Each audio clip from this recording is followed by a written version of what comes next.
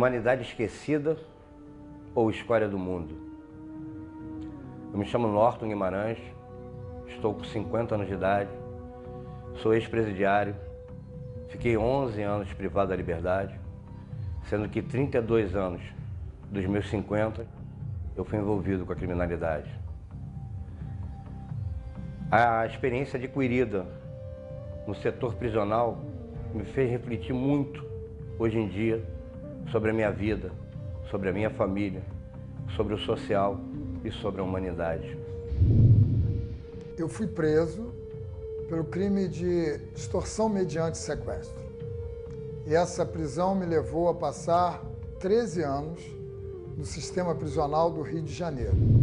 A minha trajetória dentro do sistema foi uma trajetória muito difícil, porque eu comecei numa época em que as coisas eram dificultosas a todos os níveis, de gestão, de governo, com dificuldades de verba.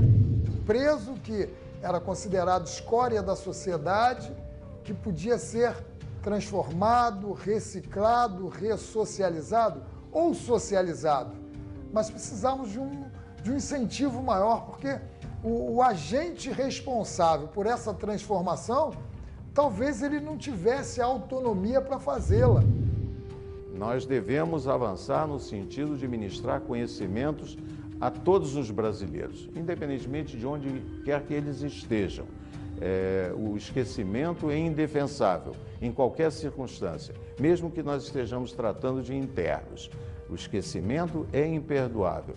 Eles devem ser lembrados como seres humanos que são e devem ser trabalhados para que, ao recuperar a liberdade, eles possam se transformar em cidadãos ainda mais úteis à sociedade. Então, qual a finalidade da pena privativa de liberdade?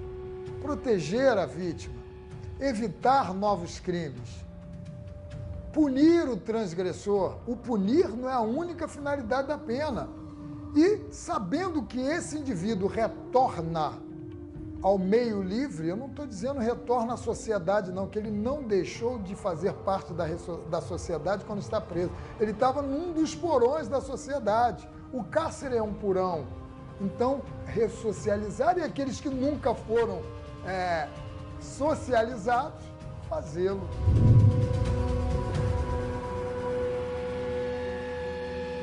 A Secretaria de Administração Penitenciária foi criada em 3 de janeiro de 2003, num momento muito conturbado para a segurança pública, e todos lembram que no ano de 2002, só na administração penitenciária foram 27 rebeliões, ataques a palácios do município e também palácios do governo do estado, a antiga Secretaria de Justiça, um atentado à bomba. Então tudo isso criava um clima de histerismo na sociedade. A autoridade estava desacreditada, tivemos a proibição de secretários de acessarem ao estabelecimento prisional aqui em Bangu 1, a apreensão de material dentro do estabelecimento prisional, que deixava muito mal a autoridade constituída. Os estabelecimentos prisionais eram chamados de universidade do crime e, como numa alusão mais grave ainda, a quartel-general do crime.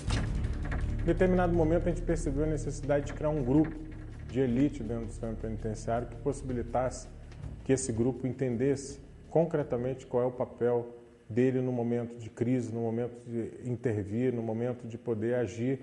Nós tínhamos que priorizar medidas voltadas para a segurança e para a disciplina. A gente, a partir de um processo seletivo, onde foi franqueado todos os funcionários, fizemos uma seleção, onde nessa seleção a gente escolheu o que a gente tinha de melhor dentro do sistema. Eles foram habilitados, foram capacitados a utilizar tanto armamento como munição não letal, de tal sorte que no embate, num primeiro momento, ele usa o gás de pimenta, ele usa a bomba de efeito moral, a bala de borracha. Esse grupo é um grupo de elite, né? Esse grupo foi formado com um sentido, esse sentido tem sido mantido até hoje. A gente tem nesse grupo uma referência no Brasil, tanto é que outras forças, como o próprio o governo federal, recorre a esse grupo na formação, na capacitação de outras forças policiais, força de paz que foi para o Haiti, para a ONU e tudo mais. Então é um motivo de muito orgulho, porque esse grupo foi um grupo que nasceu da concepção do nosso secretário Astério Pereira dos Santos, que no momento de perceber que o sistema estava muito fragilizado em função de uma série de acontecimentos, encomendou isso à escola socioeducativa, que teve a eficácia de poder criar esse grupamento dentro da estrutura da administração penitenciária. E nessa gestão do Dr. Astério foi que eu comecei a vislumbrar, eu não acreditava, eu tinha 23 anos de sistema na época, eu não acreditava uma mudança que se processou no sistema com a vinda dele como secretário. Naquele momento também tínhamos delegacias superlotadas, cerca de 11.074 presos em estabelecimentos prisionais, coisa que foi diminuída de uma maneira assustadora com a criação de 13 novos estabelecimentos prisionais, de sorte que hoje nós temos cerca de 4.000 presos em delegacia. Esses 6.500 foram absorvidos pelo sistema prisional, que hoje dispõe de cerca de 23.000 presos. E a secretaria começou a se impor, com medidas duras, cortando visitas, aquelas visitas que geravam em algumas situações constrangimentos, mas abrindo outras portas. Então, através do próprio serviço social, facilitando as visitas, que são visitas especiais, né? E companheiros que às vezes o familiar não pode vir na família por ser de outro município e num dia de semana, numa folga, poder abrir essas concessões baseadas em lei, no comportamento, na disciplina do interno. E nós vimos que a coisa começou a tomar outro curso. 20 anos atrás, quando eu entrei, nós tínhamos um sistema totalmente diferente do que nós temos hoje. Gostaria que o que acontece hoje no sistema acontecesse há 20 anos atrás, quando eu entrei no sistema. Eu acho que um dos pontos que a gente tem que, de cara, já está colocando como um dos pontos prioritários foi a criação da Escola de Gestão Penitenciária, que tinha um papel e tem o papel de formar os servidores e os administradores da política, que afinal que conduz essa política de administração penitenciária no estado do Rio de Janeiro. Ele pensou em tratar e unificar, porque tratando as pessoas que trabalhavam dentro do sistema, eu daria para o preso, né, o paciente, seja lá que trabalhasse no hospital, um tratamento diferenciado. E isso aconteceu. Eu fiz parte dessa turma de gestores. E esse penitenciarista, ele tem um papel fundamental, porque ele fez uma história e ainda está fazendo a história, porque afinal ele é oriundo da Polícia Militar, passou por 2 vezes no sistema, ele costuma brincar que cumpriu pena no sistema penitenciário e hoje é um promotor de justiça que eu, junto ao Ministério Público, tem ajudado muito na política de segurança pública desse estado. Nós já tínhamos em mente a importância da escola para a transformação, para a renovação, para a reforma íntima do ser humano, que é o detento. E não basta somente a transformação através de conhecimento da própria escola. Nós entendíamos também que o aspecto físico, a própria cadeia, a parte de fora, a necessidade de uma urbanização, de sorte que as pessoas pudessem ver aquele ambiente de uma maneira mais agradável. Uns pequenos parques na frente do estabelecimento, onde o próprio filho do preso, ao chegar, via um parque para diversão, então não ligava o pai à grade à prisão.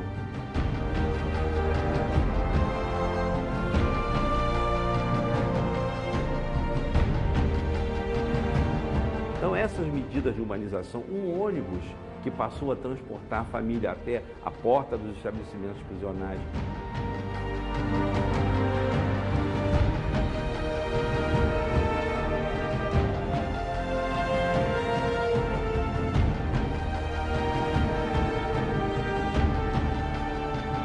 Facilidade para a família para tirar a sua carteira, no sentido de que possa visitar o mais rápido possível esse seu ente querido, que tenha uma assistência médica eficiente, num sistema que possa atender de imediato, que possa fazer, inclusive, uma cirurgia no âmbito do sistema prisional.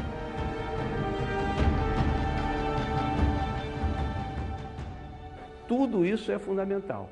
Então, a nossa preocupação maior é sempre com o bem-estar, né, com a humanização, é daquela criança que sai e fala, pô tia, eu gostei, eu vi o bichinho, eu vi a plantinha, isso, da gente que recebe, nós recebemos um e-mail de vários parentes de preso agradecendo, teve assim uma senhora que veio da França, que você, eu não imaginei que eu fosse encontrar isso aqui. E nós entendemos que a família nos traria de volta a esse ponto comum, ao amar ao próximo como a si mesmo. Eu falei numa feita a um presidiário muito conhecido no sistema. Ele me observou numa fala e ele disse: ô irmão, não vem com essa história para cá não, porque bandido é bandido, quem está no artigo está no artigo. E eu falei para ele: não existe um homem que não ame. Ele falou: não, você está de história. Eu falei: alguém ama alguma coisa? Ele falou: não, eu não tenho mulher, não tenho sei o quê, mas você tem sua irmã. Eu vejo quando tua irmã vem te visitar, você senta, você abraça, você deita no colo dela e você é um bandidão, está com 5 seguranças aí do seu lado. E a tua irmã, tu não ama a tua irmã? E ele falou: é mesmo, irmão, você tem razão. E aquilo abriu uma porta para nós, num coletivo que nós não podíamos chegar. É importante cultivar a família dentro do sistema penitenciário, porque fora do sistema, a maioria dos companheiros, nós não entendemos o significado da família. Esse valor, para nós, é invertido por uma grande parte de homens e mulheres que estão no crime. Que essas famílias serão as parceiras desses rapazes para o resto da vida, para que essa família também não abandone o seu ente querido, porque sabe que o seu ente querido está buscando a ressocialização. É um estímulo maior para que a família permaneça unida em torno dele. E isso ajuda muito, ajuda sobretudo a disciplina. Porque quando o preso tem esse universo de valorar o que é o amor, o que é a solidariedade, o que é o companheirismo, ele vai ser mais dócil para com o servidor penitenciário. E quando o homem entende que ele é um ser que carece de amor, de carinho, e ele entende que ele também pode passar o amor, o carinho, isso gera transformação e olha o próximo diferente.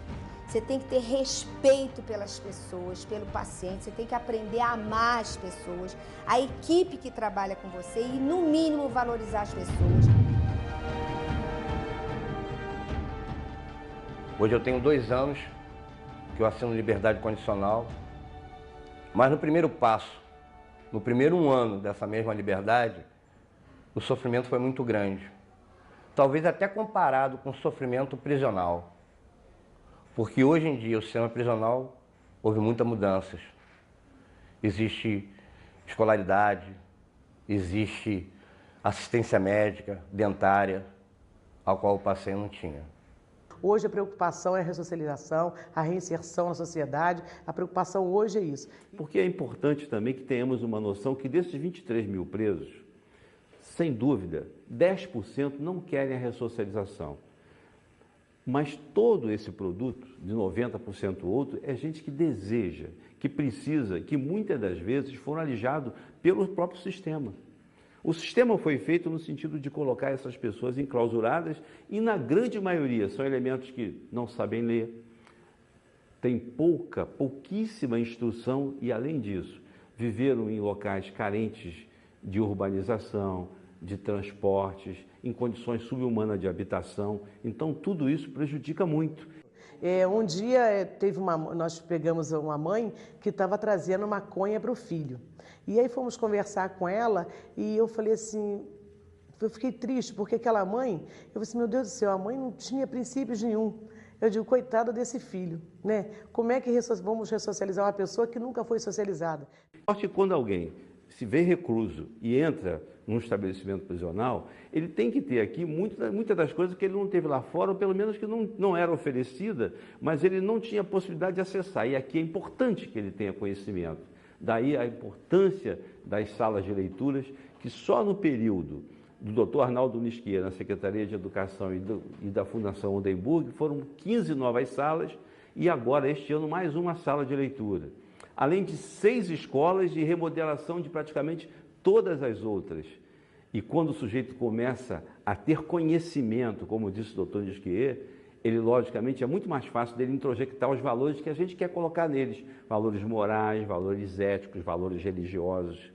E, paralelamente a esse conhecimento da instrução, todas as religiões tiveram acesso aos estabelecimentos prisionais. Facilitamos todos os credos, católico, protestante, espíritas, todos tiveram acesso aos estabelecimentos e os presos, via de regra, quando ele busca uma religião, isso é um indicador severo de que ele está no caminho da ressocialização desejada.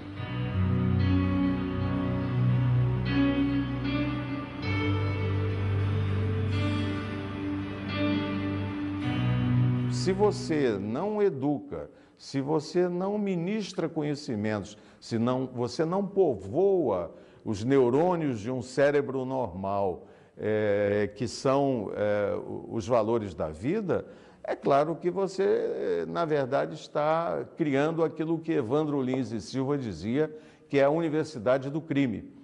Se você cria um pitbull como poodle, lá na frente você vai ter um poodle. Mas se você cria um poodle como pitbull, lá na frente você vai ter um pitbull. E você é que tem que escolher o que você quer lá na frente para te morder, um poodle ou um pitbull. Então, minha gente, nós muitas das vezes começamos na administração, sem dúvida, privilegiando o aspecto da segurança e da disciplina. Mas chegou num determinado ponto que nós tivemos a felicidade de reunir todos os 44 diretores e dizer assim, olha, eu não quero mais o diretor preocupado com a segurança e disciplina. A nossa meta agora é mais audaciosa. Deixa fugir, que ocorra o que tenha que ocorrer, vamos privilegiar a educação.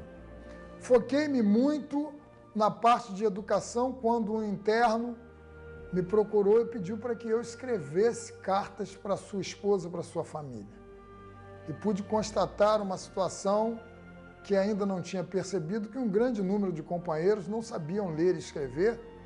E quando procurei a estatística do sistema, em torno de 60% dos internos daquela unidade eram analfabetos.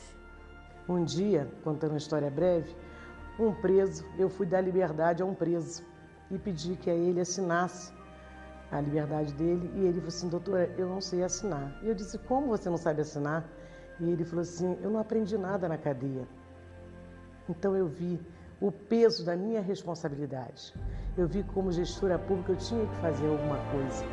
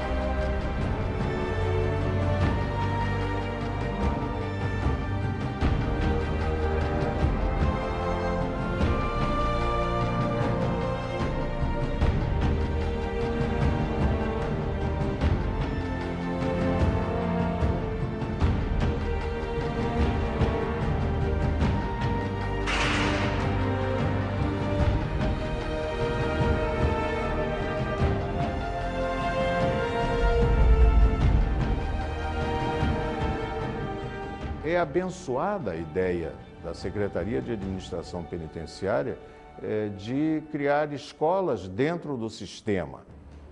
Mais abençoada ainda a ideia quando essas escolas são muito frequentadas.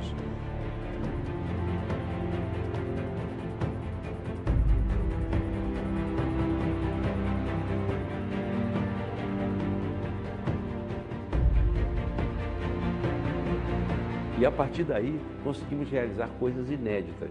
Teve um estabelecimento que existiam 3 ou 4 facções diferentes e que nós conseguimos reunir para a alfabetização no mesmo local essas diferentes facções. Só não podia contar para o público externo que eles estavam sendo alfabetizados.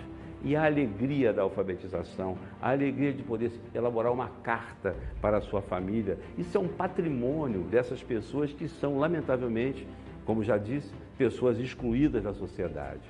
Olha, semana passada eu recebi um preso que ele veio, doutora Maru, eu vim aqui buscar o meu certificado da escola, que eu já me matriculei na escola lá fora e eu preciso arrumar um emprego, eu tenho que continuar meus estudos. Isso não é motivo de orgulho? Isso é muito bom. E ele entrou analfabeto. Ele entrou analfabeto na cadeia. Não é muito bom isso?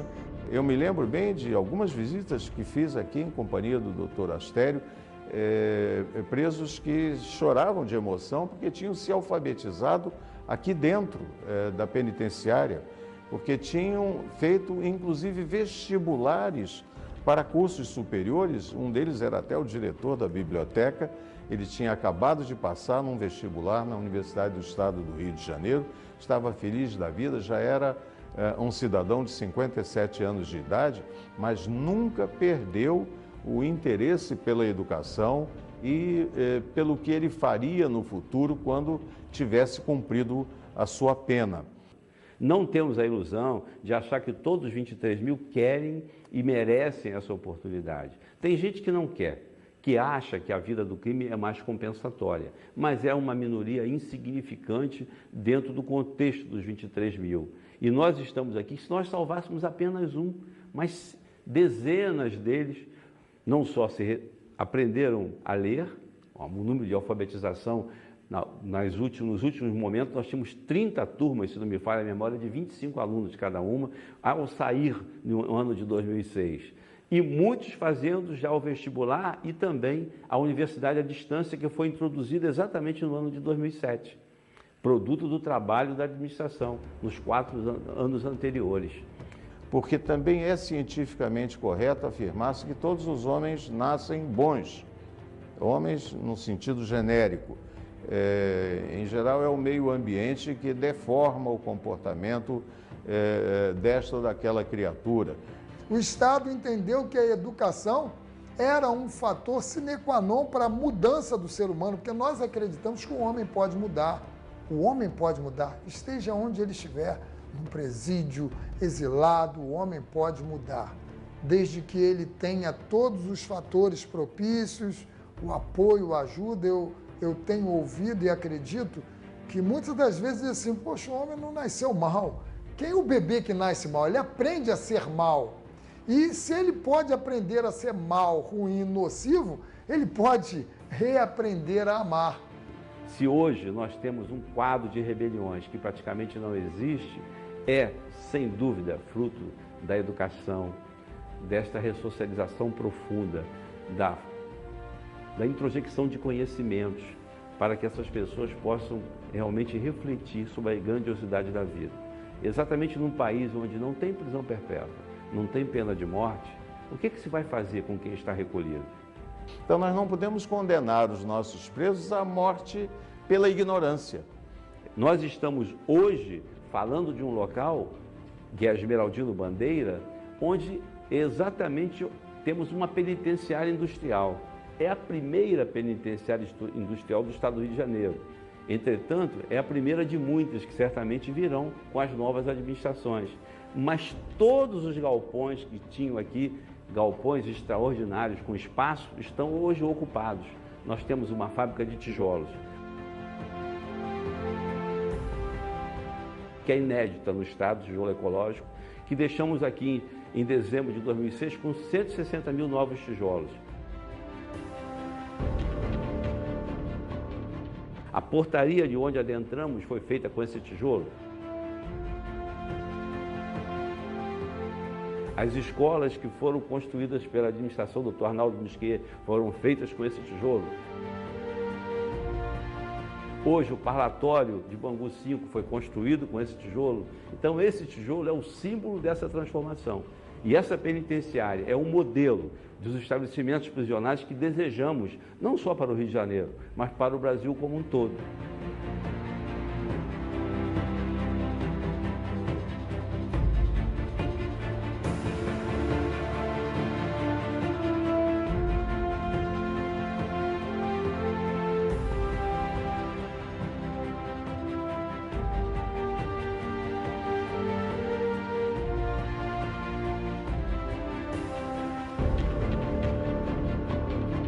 Paralelamente a toda essa transformação, foi colocada em prática alguma coisa que a Lei de Execução Penal prevê há mais de 30 anos e nunca se pensou, especialmente no Rio de Janeiro e acredito que nos maiores estados da Federação, que é a descentralização do cumprimento da pena.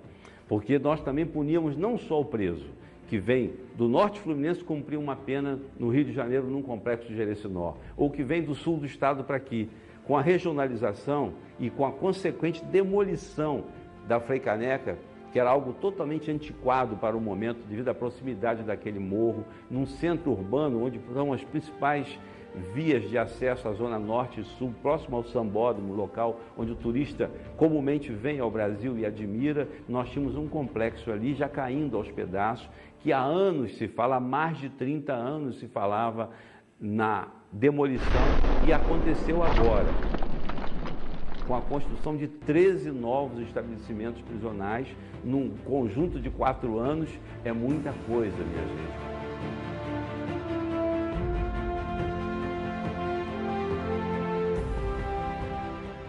Como também é muita coisa, 6 novas escolas. Tudo isso aconteceu pela vontade de política de fazer, porque teve um grande número de servidores penitenciários que ficaram engajados nessa tarefa, de técnicos também que tiveram um trabalho preponderante, porque essa transformação que aqui aconteceu só foi possível em razão do servidor, das pessoas acreditarem naquele trabalho que estava sendo feito, num quadro de dificuldade remuneratória, sim, mas de motivações outras que movem o ser humano para a grande transformação. E eu gostaria somente de esclarecer, para finalizar, que certa feita, ouvindo o autor da Lei de Execução Penal, num seminário sobre execução, Dr. Miguel Reale, ele me surpreendeu dizendo que a Lei de Execução não foi feita para ressocializar. Inicialmente eu tomei um grande susto, mas em seguida ele esclareceu. Mas a lei foi feita para estabelecer janelas para a ressocialização, para que quem está aqui custodiado possa ver um pedacinho lá de fora do que é bom, para valorizar o amor, valorizar ver televisão ao lado da mulher amada, ouvir uma música, ir até uma praia junto de um filho, não é? A expressão maior da liberdade. E aqui hoje, a grande maioria dos presos que aqui se encontra custodiado, ela deseja esta reforma íntima. E nós só existimos em função desse trabalho. Esse é o trabalho do administrador, é o trabalho que dá orgulho a quem dirige, a quem trabalha, a quem tem a chance de mudar com o ser humano, a quem, eu costumo dizer, tem a capacidade e tem a possibilidade que Deus está conferindo de alterar a realidade social.